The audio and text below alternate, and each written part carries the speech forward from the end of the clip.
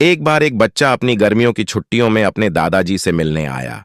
वह हर समय अपने दादाजी के साथ खेला करता था। एक दिन उसने अपने दादाजी से कहा, जब मैं बड़ा हो जाऊंगा तो मैं एक सफल आदमी बनना चाहता हूं। क्या आप मुझे सफल होने के कुछ तरीके बता सकते हैं? दादाजी ने हां में सिर हिलाया और लड़के को अपने साथ पास की नर्सरी में ले गए। नर्सरी से उसके दादाजी ने 2 छोटे पौधे खरीदे और घर वापस आए।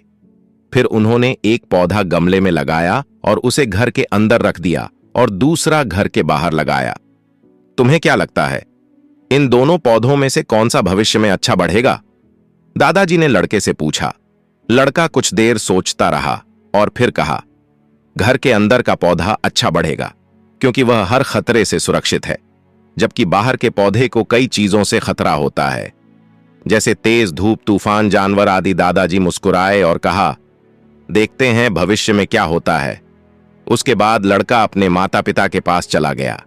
4 साल बाद लड़का फिर से अपने दादाजी से मिलने आया। जब लड़के ने अपने दादाजी को देखा तो उसने कहा, दादाजी, पिछली बार मैंने आपसे सफल होने के कुछ तरीके पूछे थे, लेकिन आपने मुझे कुछ नहीं बताया। लेकिन इस बार आपको मुझे बताना होगा।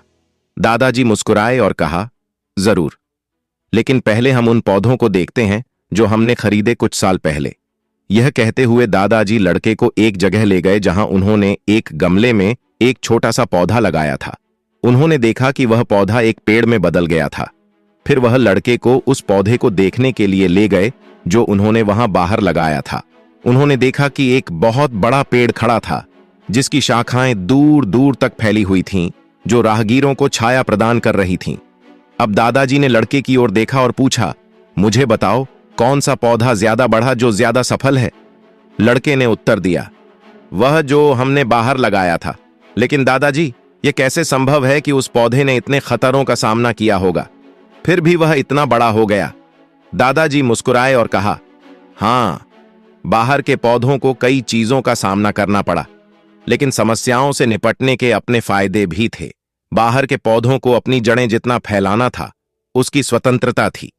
तूफान जैसी समस्याओं ने इसकी जड़ों को और मजबूत कर दिया। आज यह इतना मजबूत है कि एक छोटा तूफान भी इसे कोई नुकसान नहीं पहुंचा सकता। बेटा, मैं जो बताने जा रहा हूं उसे हमेशा याद रखो, तब तुम जीवन में जो कुछ भी करोगे उसमें सफल होगे।